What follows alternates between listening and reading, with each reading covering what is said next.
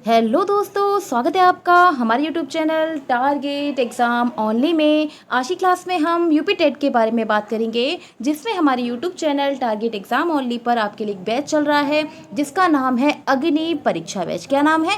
अग्नि परीक्षा बैच नाम है। और मैं आपको इस बैच में पढ़ाती हूँ संस्कृत विषय को, जिसमें हमारा टॉपिक चल रहा है संधि प्रकरण। और संधि प्रकरण में हम कर रहे हैं व्यंजन संधि। इससे पहले मैंने आपको 18 क्लासेस करा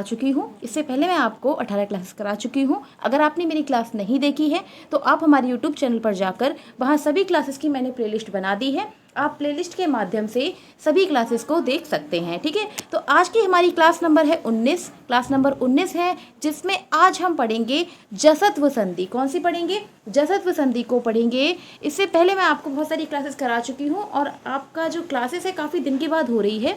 और अब हम एक नया सब्जेक्ट भी शुरू करेंगे, सीडीपी। ठीक है, सीडीपी को हम शुरू करेंगे ठीक है, सीडीपी को भी हम शुरू करेंगे, क्योंकि आपका एग्ज़ाम जो है वो जुलाई में कंडक्ट होना तय है। तो आप ज़रूर, ठीक है, आप अब क्या कीजिए, ठीक है, तो आप अब जल्द से जल्द लग जाइए। और आपकी जो ईवीएस की भी क्लासेस हैं, और जो ईवीएस की क्लासेस हैं वो रंजीत सर ने करा दी हैं। ठीक है, सिलेबस उसमें कंप्लीट हो गया है और वो आपको अब उसमें प्रैक्टिस कराएंगे। ठीक है, और इसमें जो और सब्जेक्ट की क्लासेस हैं वो अब सब ठीक है, और इस बैच में जो भी क्लासेस हैं वो भी अब कंटिन्यू कराई जाएंगी। ठीक है, तो जुड़ना ना भूलें हमारे YouTube channel target exam only पर। और चैनल पर नए हैं तो चैनल को सब्सक्राइब जरूर कर लें और बेल आइकन को प्रेस कर लें, जिससे आपको हमारी क्लासेस के टाइम टू टाइम नोटिफिकेशन मिल सके। ठीक है, तो शुरू करते हैं अपनी क्लास। आज हम पढ़ेंगे जसत्व संधि को। किसको पढ़ेंगे? आज हम पढ़ेंगे जसत्व संधि को। ठीक है, किसको पढ़ेंगे? और यह क्लास आपके लिए यूपी टेट, सुपर टेट, ठीक है, सभी के लिए इम्पॉर्टेंट है, क्योंकि ये टॉपिक जो है अगर आप संस्कृत लेते हैं, ठीक है, यूपी टेट में तो अगर आप संस्कृत लेते हैं, लेकिन सुपर टेट में क्या होता है, सुपर टेट में जो, ठीक है, और सुपर टेट में जो, ठीक है, और सुपर टेट में संस्कृत जो है कंपलसरी होती है। ठीक है, तो इसीलिए ये टॉपिक काफ़ी इंपॉर्टेंट है। तो हम संधि को कर रहे हैं। हमारा टॉपिक है जसत्व संधि। क्या है? जसत्व संधि। ठीक है, तो शुरू करते हैं अपनी। ठीक है, संधि से जो क्वेश्चन पूछे जाते हैं वो कुछ इस प्रकार से पूछे जाते हैं कि संधि में क्या किया जाता है कि संधि की परिभाषा, उसमें आपसे पूछा जा सकता है कि संधि का सूत्र बताइए। ठीक है, सूत्र बताइए, सूत्र पूछा जा सकता है। और उसके बाद क्या पूछा जा सकता है, उसमें उसके उदाहरण दिए जा सकते हैं और उससे पूछा जा सकता है कि ये उदाहरण जो है वो किस संधि का है। ठीक है, तो इस प्रकार से इसमें क्वेश्चन पूछे जाते हैं। ठीक है, तो शुरू करते हैं अपनी क्लास को।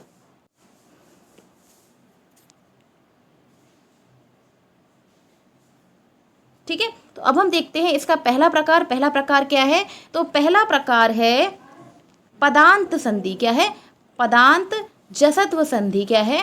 पदांत जसत्व संधि। ठीक है, क्या है? पदांत जसत्व संधि। तो इसका सूत्र क्या होता है? तो इसका सूत्र क्या होता है? इसका सूत्र होता है झलाम जशो अंते। क्या है?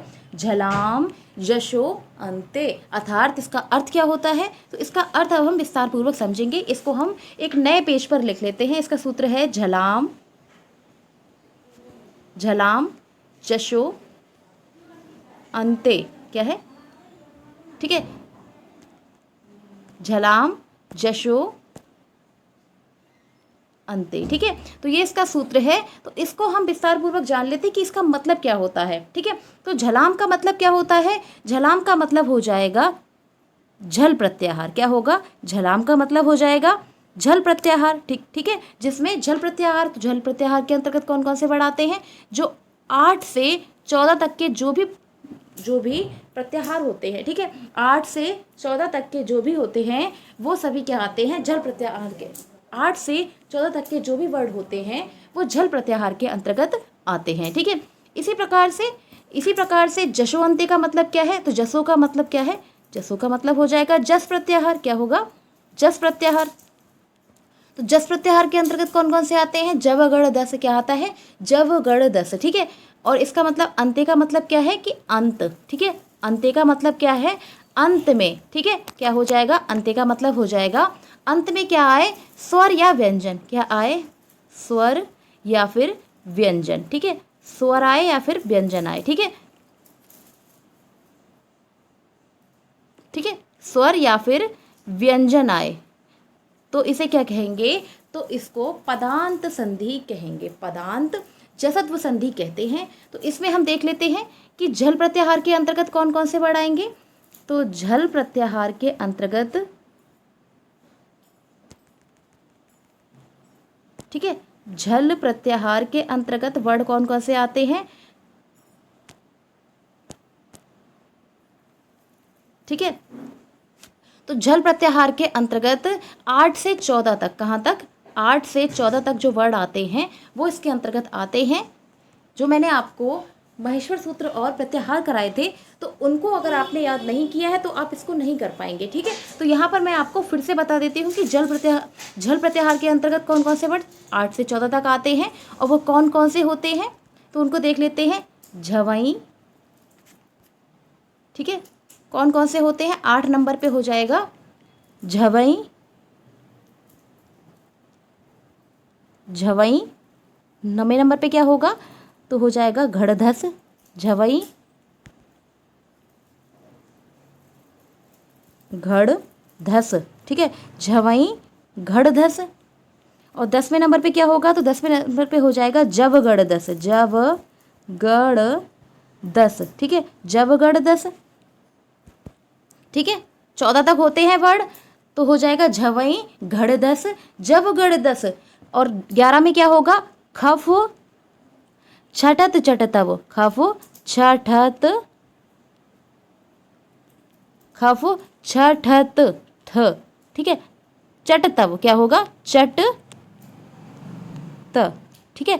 खफे छटतव क्या है, खफट, क्या होगा, 11 नंबर पे होगा खफ छट चटतव, क्या होगा, खफ छट चटतव, ठीक है। 12 में क्या होगा, तो 12 में हो जाएगा कपये, क्या होगा, कपये, कपये।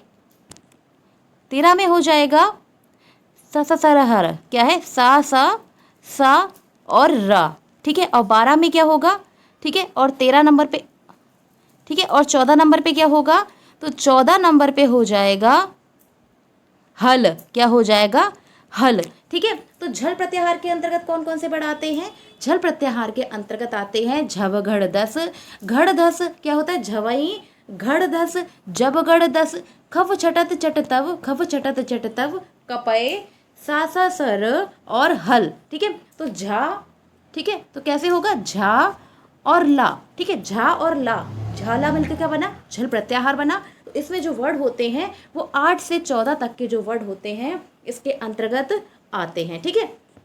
तो अब सूत्र को हम समझते हैं। तो सूत्र क्या है, सूत्र है झला जशुयंते, क्या है, झला जशुयंते।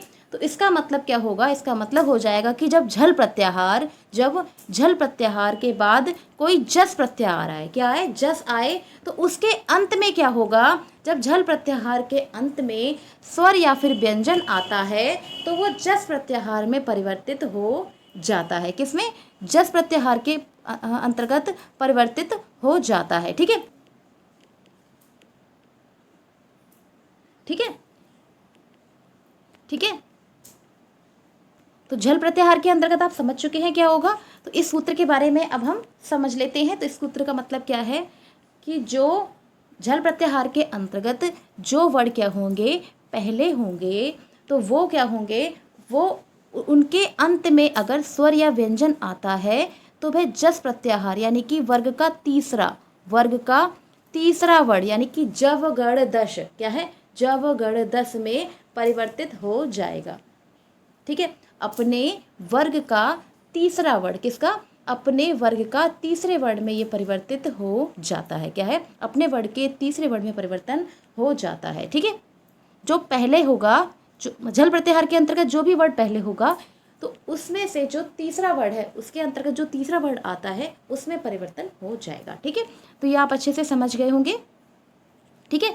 ये सूत्र दिया है, सूत्र है झला जशुअंते। तो जो पदांत क्या हो जाएगा, झल प्रत्याहार, और झल प्रत्याहार के बाद यदि स्वर या व्यंजन आए या फिर, ठीक है, क्या है, यदि उसमें क्या आए, स्वर या व्यंजन आए, तब क्या होता है, जस प्रत्याहार में परिवर्तित हो जाता है। और जस प्रत्याहार के अंतर्गत कौन कौन से वर्ड आते हैं, तो जस प्रत्याहार के अंतर्गत आता है जव गड़, ठीक है, द, जव गड़ दस, ठीक है। तो जो आखिरी वर्ड होता है उसका क्या हो जाता है, लोप हो जाता है। तो इसमें वर्ड आएंगे जव गड़ द, क्या है, जव गड़ द प्रत्याहार में परिवर्तित हो जाएगा, यानी कि जो पद झल प्रत्याहार के अंतर्गत जो वर्ड है उसका जो तीसरा वर्ड यानी कि उसका तीसरे वर्ड में ये परिवर्तन हो जाता है। ठीक है, आगे देखते हैं। ठीक है, इसको एक बार फिर से समझ लेते हैं। तो ठीक है, तो पहला हमारी संधि है पदांत जसत्व संधि, जिसका सूत्र होता है झलाम जशोअंते, क्या होता है, झलाम जशोअंते। ठीक है, इसके अंतर्गत 1, 3, 4 तक के वर्ड और ऊष्मीय व्यंजन आते हैं। कौन कौन से आते हैं, क्या आते हैं, इसके अंतर्गत जो वर्ण हैं वो प्रथमा, द्वितीय, तृतीय और चतुर्थी आते हैं और ऊष्म व्यंजन आते हैं। ठीक है, तो इसके अंत में क्या होता है, झल प्रत्याहार के अंत में यदि क्या आए, स्वर या फिर व्यंजन आए, क्या आए, स्वर या फिर व्यंजन आए, स्वर या फिर व्यंजन आए तो वह जस यानी कि वर्ग का तीसरे वर्ण में परिवर्तन हो जाता है। ठीक है, तो आपको ये अच्छे से समझ में आ गया होगा। अब हम इसकी परिभाषा को देख लेते हैं और उसके बाद हम इसकी प्रैक्टिस करेंगे। ठीक है, इसके हम कुछ एग्जाम्पल या फिर कुछ, ठीक है, इसके बाद हम इसके कुछ उदाहरण को देखेंगे। ठीक है, तो इसकी परिभाषा क्या है, तो इसकी परिभाषा है यदि पद के अंत में यानी कि पदांत झला, यानी कि यदि पद के अंत में झल प्रत्याहार, ठीक है, परिभाषा को देख लेते हैं। परिभाषा क्या है कि यदि पदांत यानी कि पदांत जसत्व संधि है तो पदांत झला यानी कि झल प्रत्याहार यानी कि 8 से 10 प्रत्याहार के वर्ण के बाद कोई स्वर या फिर कोई व्यंजन वर्ण आए तो झल प्रत्याहार के स्थान पर जस प्रत्याहार जव गण 10 प्रत्याहार का वर्ण हो जाता है। ठीक है, तो आप अच्छे से समझ गए होंगे कि पदांत जसत्व संधि क्या होती है। ठीक है, इसमें क्या होता है जिसको हम फिर से एक बार देख लेते हैं कि जो झल प्रत्याहार है, जो झल प्रत्याहार है, ठीक है, झल प्रत्याहार है, इसके बाद में क्या आए, स्वर या फिर व्यंजन आए, इसके अंत में क्या आए, स्वर आए या फिर व्यंजन आए या फिर व्यंजन आए तो वो किसमें परिवर्तित हो जाएगा, तो यह जस में परिवर्तित हो जाता है। किसमें, जस यानी कि जा, वा, ग, ड़, द। ठीक है, इनमें परिवर्तन हो जाता है। ठीक है, ठीक है, आगे देखते हैं। तो इसको हम इसके माध्यम से और अच्छे से समझ लेंगे कि झल का जस में परिवर्तन होना यानी कि वर्ग के तीसरे वर्ण में, किसमें, तीसरे वर्ग में इसमें परिवर्तन हो जाना, यानी कि का गा हो जाना, चा का जा हो जाना, टा का अड़ा हो जाना, ता का दा हो जाना और पा का क्या हो जाना, बा हो जाना, यानी कि तीसरे वर्ण में परिवर्तन क्या कहलाता है, पदांत जसत्व संधि कहलाता है। क्या कहलाता है, पदांत जसत्व संधि कहलाता है। ठीक है, आगे देखते हैं।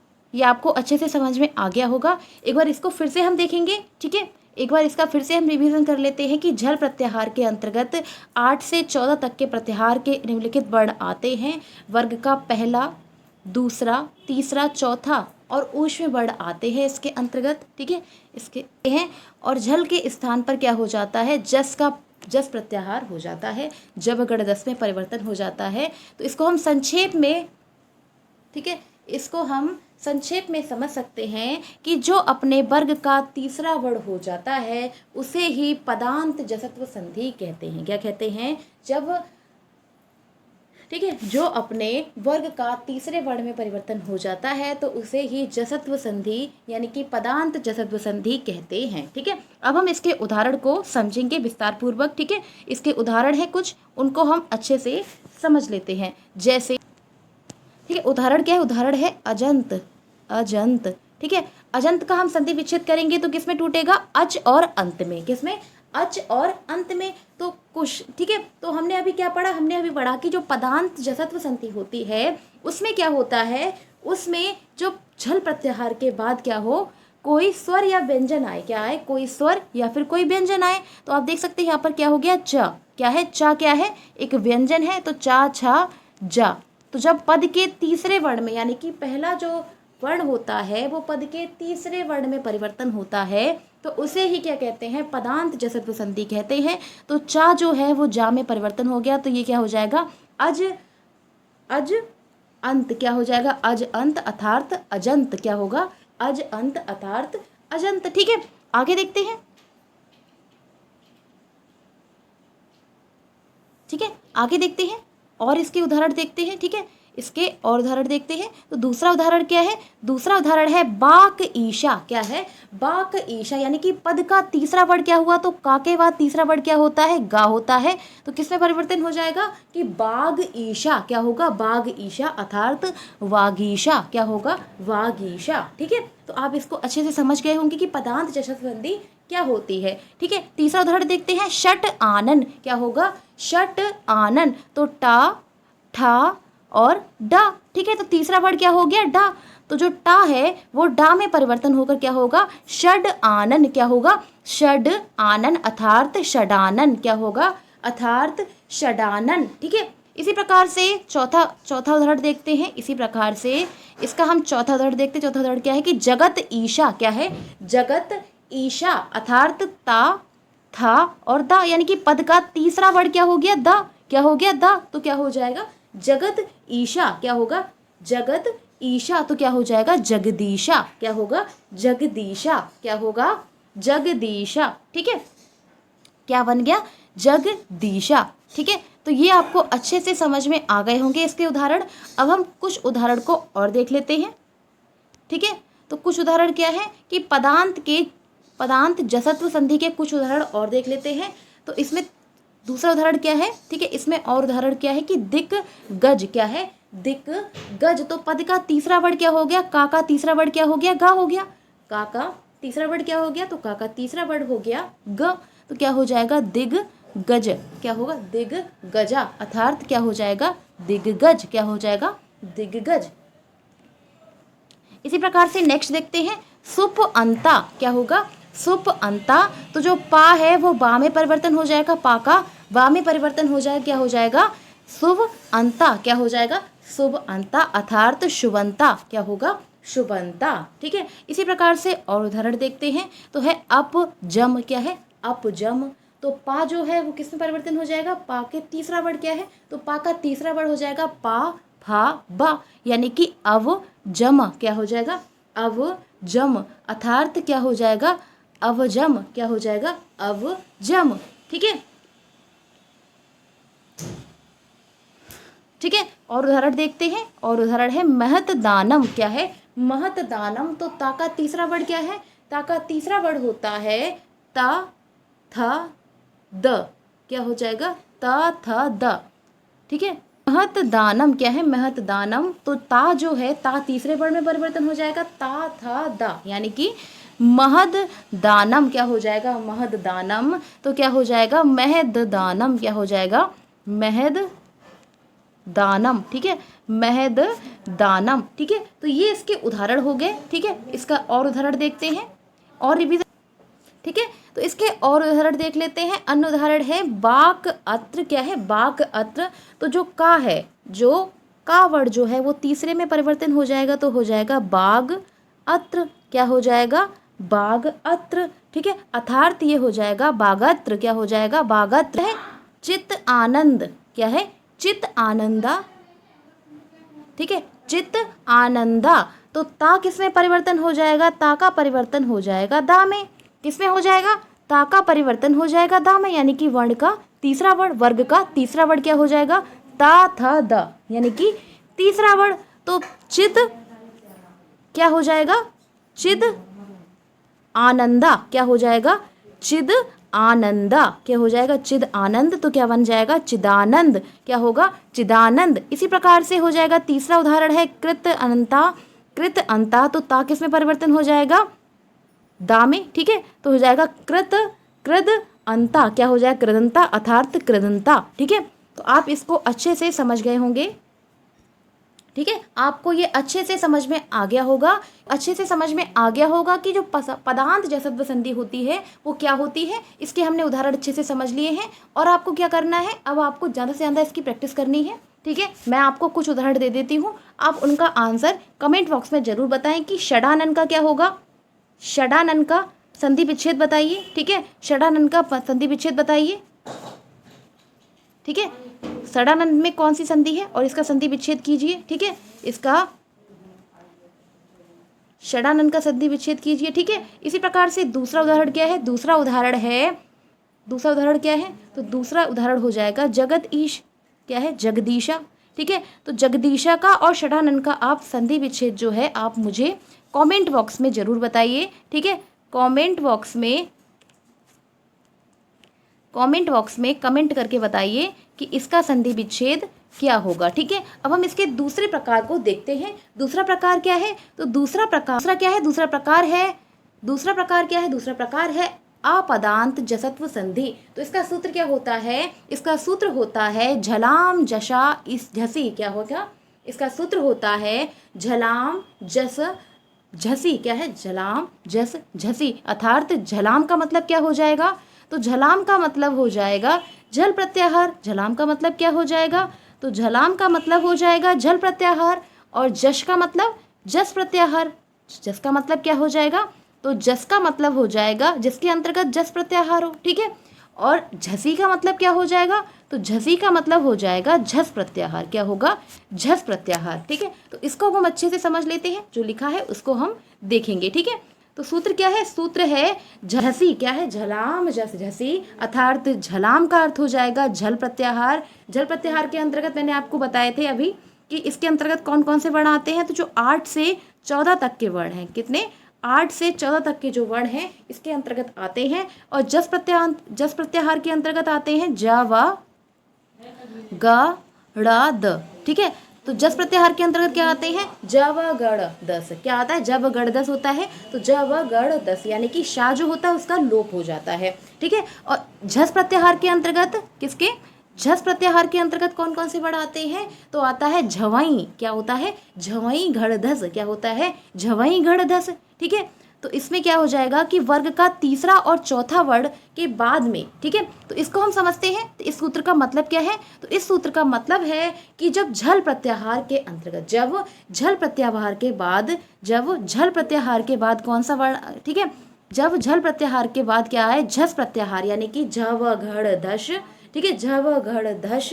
ठीक है, झव घड़ धस यानी कि वर्ग का तीसरा और चौथा वर्ण आए तो उसके बाद में ये इसका परिवर्तन जो होता है जस प्रत्याहार में इसका परिवर्तन हो जाता है। किसमें हो जाता है, जस प्रत्याहार के अंतर्गत इसका परिवर्तन हो जाता है। ठीक है, तो इसको हम एक बार फिर से अच्छे से समझ लेते हैं, इसका मतलब क्या है।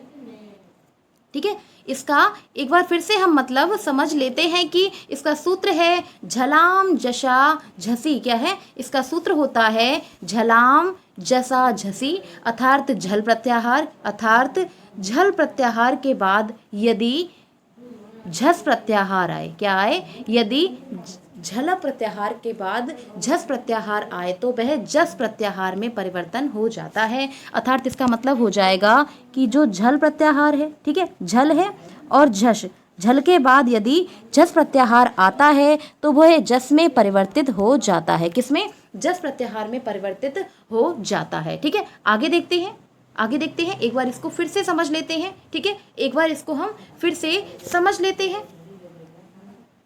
सूत्र का विश्लेषण। तो सूत्र का विश्लेषण क्या है कि झलाम का मतलब हो जाएगा झस वर्णों के स्थान पर, झस प्रत्याहार का मतलब क्या हो जाएगा, झस वर्णों के बाद में या आने वाले पर। ठीक है, और जस का मतलब हो जाएगा जश वर्ण होते हैं, यानी कि जो मैंने आपको बताया कि जब झल प्रत्याहार के बाद, किसके, झल प्रत्याहार के बाद झस प्रत्याहार आए, क्या आए, झस आए, तब किसमें परिवर्तन हो जाएगा, जस प्रत्याहार में इसका परिवर्तन हो जाता है। किसका, इसका परिवर्तन हो जाता है जस प्रत्याहार के अंतर्गत। ठीक है, अब हम आगे देखेंगे, और इसका जो सूत्र हमने अभी पढ़ा है, ठीक है, जो हमने अभी सूत्र का अर्थ पढ़ा है, इसको एक बार फिर से रिवीजन कर लेते हैं। ठीक है, इसका एक बार फिर से रिवीजन कर लेते हैं। तो सूत्र का अर्थ क्या है कि झल वर्णों के बाद में झस वर्णों के आने पर, झल वर्णों के बाद यदि झस वर्ण आते हैं तो वो किस में परिवर्तित हो जाते हैं, उनका परिवर्तन जस हो जाता है। क्या है, फिर से एक बार पढ़ते हैं कि झल वर्णों के स्थान पर झल वर्णों के बाद झल वर्णों के बाद झस वर्ण के आने पर झल के स्थान पर क्या हो जाता है, जो झल प्रत्याहार है उनके स्थान पर क्या हो जाता है, जस हो जाता है। क्या हो जाता है, उनके स्थान पर जस हो जाता है। अर्थात झल प्रत्याहार है, झल प्रत्याहार में कौन कौन से वर्ण आते हैं, तो 1 2 3 4 यानी कि वर्ग के पहला, दूसरा, तीसरा और चौथा, और जो सा हा वर्ड आते हैं। ठीक है, इसी प्रकार से दूसरा पॉइंट क्या है, दूसरा पॉइंट है कि जस एक प्रत्याहार है। जस क्या है, एक प्रत्याहार है जिसके अंतर्गत जो वर्ग है उसके तीसरा वर्ड आता है, यानी कि जब गण दस क्या आता है, जो वर्ग है उसका तीसरा वर्ण आता है जब गण दस। क्या आता है, जब गण दस। ठीक है, तीसरा पॉइंट क्या है, तीसरा पॉइंट है झस। झस भी क्या है, एक प्रत्याहार है। ठीक है, झल प्रत्याहार है, जस प्रत्याहार है, और झल क्या है, झस भी एक प्रत्याहार है जिसमें वर्ग का तीसरा और चौथा वर्ण आता है। क्या आता है, वर्ग का तीसरा और चौथा वर्ण आता है। तो तीसरा क्या हो जाए, ठीक है। तो झस प्रत्याहार के अंतर्गत क्या आता है, तो झस प्रत्याहार के अंतर्गत वर्ग का तीसरा और चौथा वर्ण आता है। क्या, कौन सा आता है, तीसरा वर्ण कौन सा हो जाएगा, तीसरा हो जाएगा जब गण दस। तीसरा क्या हो जाएगा, तीसरा हो जाएगा जब गण दस, और चौथा क्या हो जाएगा, चौथा हो जाएगा, चौथा क्या हो जाएगा, चौथा हो जाएगा झव गण दस। क्या हो जाएगा, झव घड़ दस। क्या हो जाएगा, झव घड़ दस। ठीक है, तो इसका मतलब क्या है, इसका मतलब होता है कि झल वर्णों के स्थान पर यदि, झल वर्णों के स्थान पर यदि, ठीक है, झल वर्णों के स्थान पर क्या हो जाता है, जस में परिवर्तन हो जाता है। ठीक है, अब हम इसकी परिभाषा को देखेंगे और उसके बाद हम इसके उदाहरण को करेंगे। किसको, इसके बाद हम इसके उदाहरण को करेंगे। ठीक है, तो इसकी परिभाषा क्या है, कि परिभाषा को देख लेते हैं। ठीक है, इसकी परिभाषा क्या होगी, जो हमने पढ़ा है, तो इसकी परिभाषा क्या होगी, इसकी परिभाषा को अब हम, ठीक है, इसकी परिभाषा को अब हम देख लेते हैं। ठीक है, इसकी परिभाषा क्या होगी,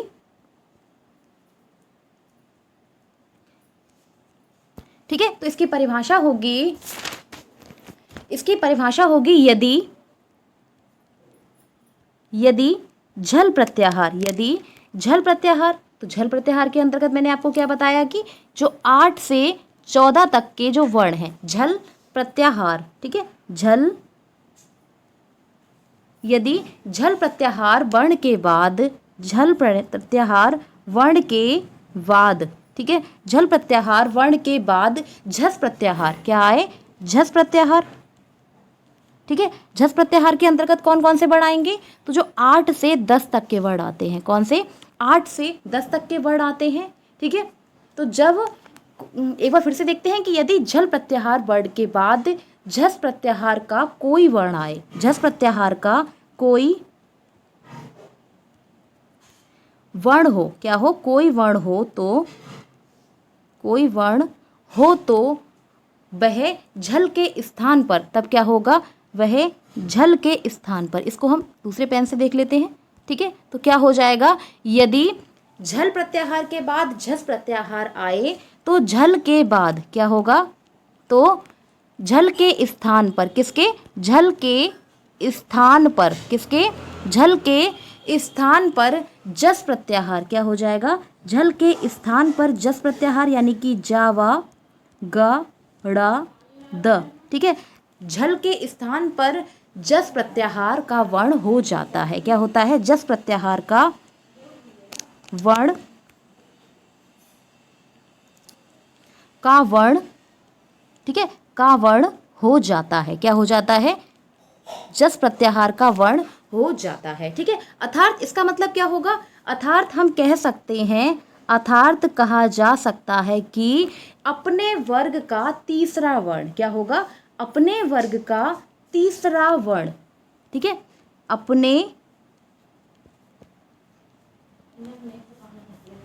अपने वर्ग का तीसरा, ठीक है, अपने वर्ग का तीसरा जब परिवर्तन हो जाता है तो उसे क्या कहते हैं, उसे कहते हैं आपदांत जसत्व संधि कहा जाता है। क्या कहा जाता है, आपदांत जसत्व संधि कहा जाता है। ठीक है, आप समझ गए होंगे इसको अच्छे से। ठीक है, आपको अच्छे से ये समझ में आ गई होंगे। ठीक है, अब हम इसके उदाहरण को देखेंगे, इसके हम कुछ उदाहरण देख लेते हैं।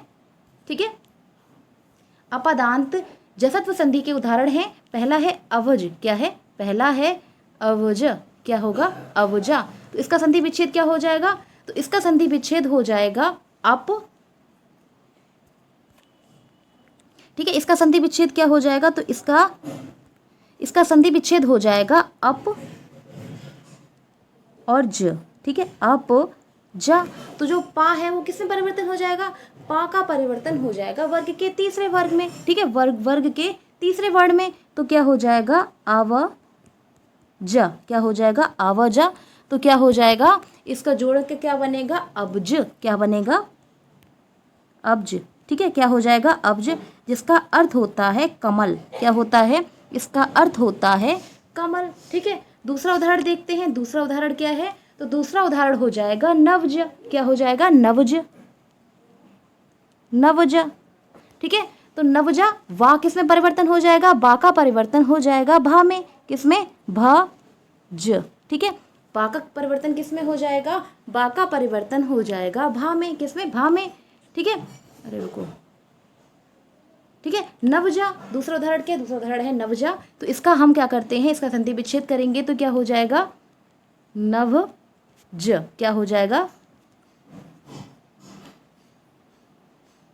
ठीक है, क्या हो जाएगा होगा जो चौथा वर्ड है, जो चौथा वर्ड है वो किसमें परिवर्तन हो जाएगा, तो तीसरे में परिवर्तन हो जाएगा, किसमें नवज, ठीक है। क्या हो जाएगा तीसरे में परिवर्तन हो जाएगा, यानी कि भा बा में परिवर्तन हो जाएगा, भा का बा में परिवर्तन होकर क्या बनेगा नब्ज, क्या बनेगा नब्ज, ठीक है, ठीक है। ये आपको अच्छे से, ये उदाहरण आपको अच्छे से समझ में आ गए होंगे, ठीक है, कि किस प्रकार से अपदांत संधि और पदांत संधि में परिवर्तन या अंतर होता है, ठीक है।